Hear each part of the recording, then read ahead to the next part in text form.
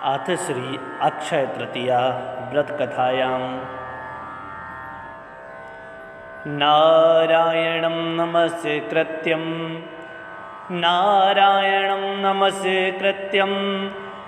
नरं चैव नरोत्तमं देवी सरस्वती व्यासं कलोकिरेणिभाषितः।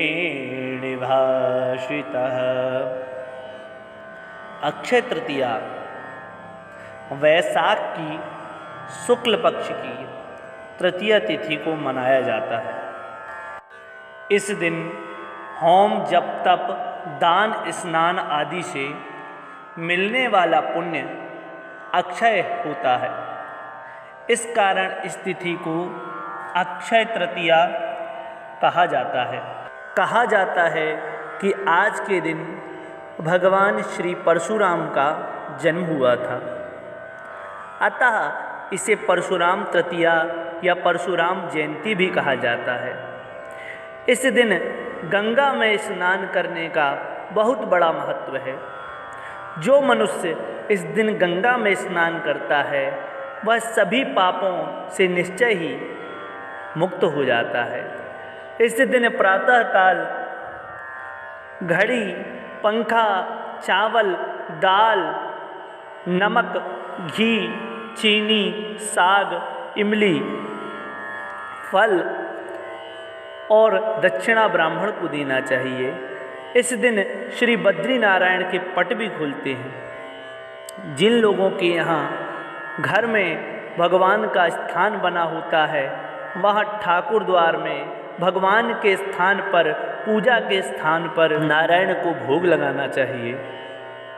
और जिनके यहाँ पूजन के स्थान नहीं बने हैं वे बद्रीनाथ जी की चित्र सिंहासन पर रखकर मिश्री, भींगी हुई चने की दाल का भोग लगाकर भगवान बद्री विशाल की पूजा करते हैं।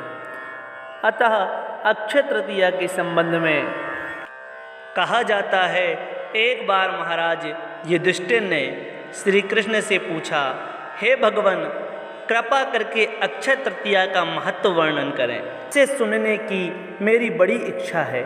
भगवान कृष्ण बोले, हे युधिष्ठिर, सुनो, यह परम पुण्यमयी तिथि है।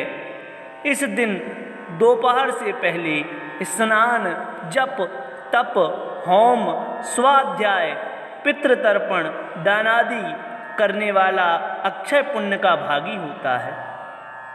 इस दिन से सतयुग का भी आरंभ हुआ था, इसलिए यह युगादि तृतीया के नाम से भी प्रसिद्ध है। प्राचीन काल में एक बहुत निर्धन, सदाचारी और देवताओं तथा ब्राह्मणों में श्रद्धा रखने वाला वैश्य था।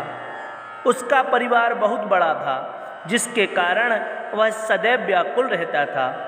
उसने किसी से वैशाख शुक्ल तृतीया के महत्व के बारे में सुना। इस दिन किए हुए दान, जप, हवन आदि से अक्षय पुण्य प्राप्त होता है।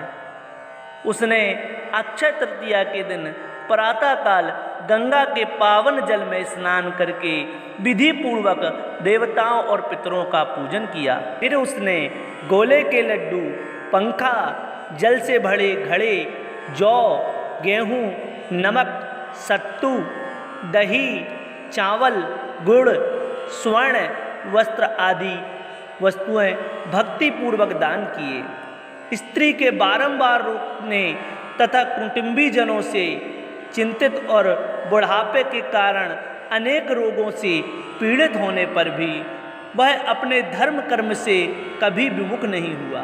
इस कारण मृत्यु के उपरांत उस वैश्य का जन्म कुशवती नगर में एक क्षत्रिय के घर हुआ।